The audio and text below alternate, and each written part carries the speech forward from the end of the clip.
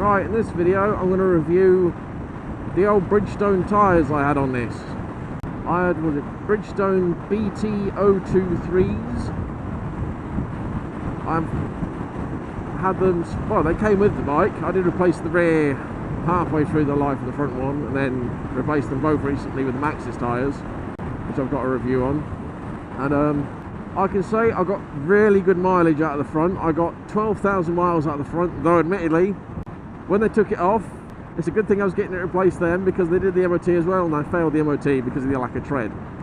But it was, you know, still 12,000 miles out of a front tyre, not going to complain. And out of the rear tyre, I replaced, that wasn't new, I did 4,000 miles on that. So that did about 8,000 miles, and just about, on the rear tyre. Now that's not bad, 8,000 miles, I'd say about 7,500 miles.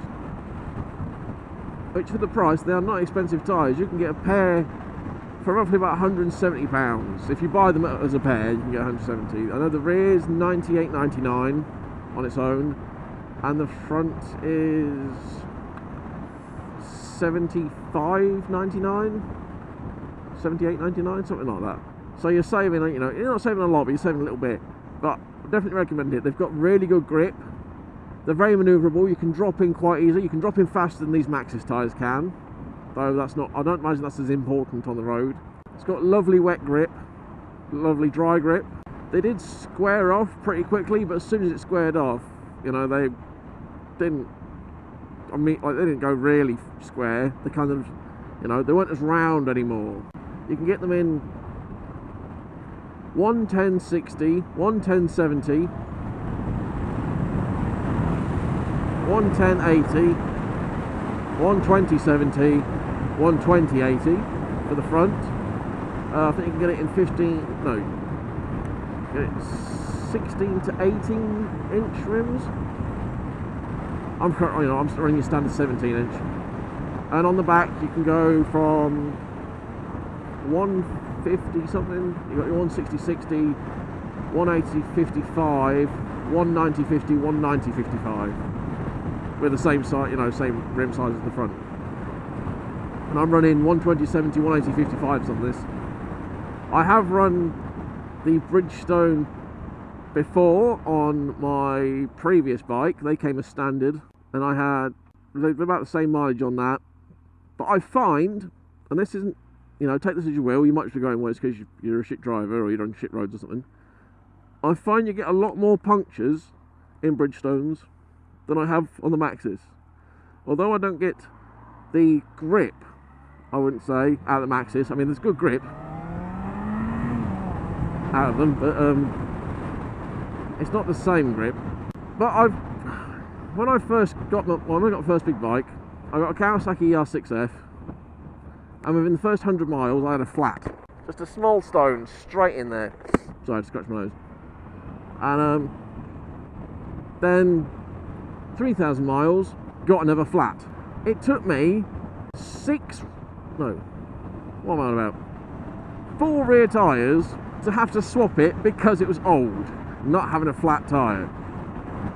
But I've got a puncture in the Maxxis before, and they just don't care. It's like, what's that? It's a nail? Pfft, fuck it, I don't care. Highly recommend. You're indicating the other way, mate.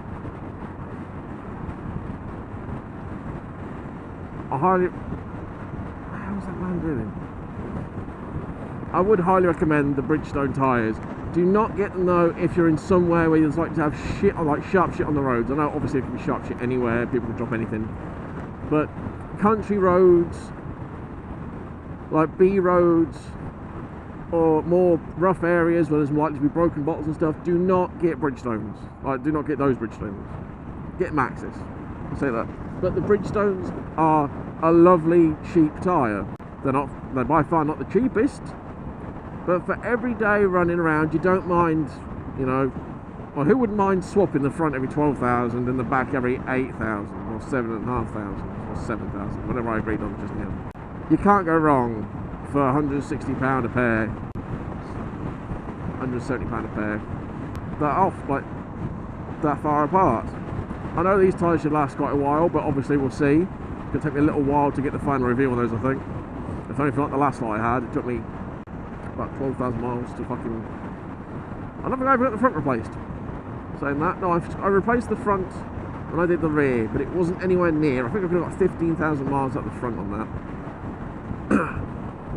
And I got 10, 12,000 out the back, which is quite nice. But yeah, they were lovely tyres. Could not go wrong on them. You can see how well they make me lean. I did eventually wear the chicken strips off of that. They're very confidence inspiring. They're very comfy tyres. They're not solid tyres. They're quite nice. They've got a bit of spring to them, but they're not soft, but they're not a hard tyre either. I think they're made with a dual compound, which helps to kind of even it out a little bit, which is nice. Whereas these, you can feel every detail in the road. That, you can feel what you need to feel. So honestly, I'm going to have to give them like an 8 out of 10, just because they're not puncture proof. Which I know tyres aren't, but they were very susceptible to punctures. Not as much as the Michelin Pilot Road 3s were. I've never known a tyre go flatter faster. And they just got shredded. But obviously I've only done a week on those tyres, and you know, it was a shit road anyway. I didn't have any other trouble with the Maxis. Got a small puncture with the Bridgestones.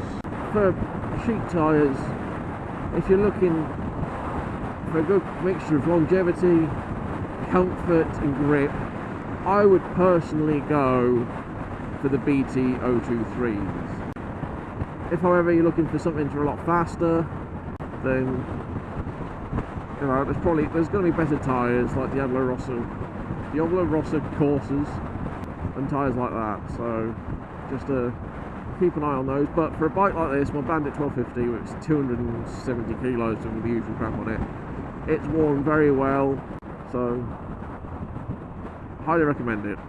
So BailOut 8 out of 10, that is.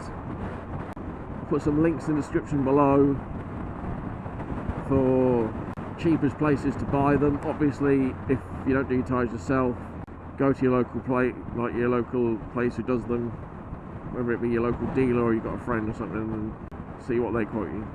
But anyway, I'm going to bail out. Cheers.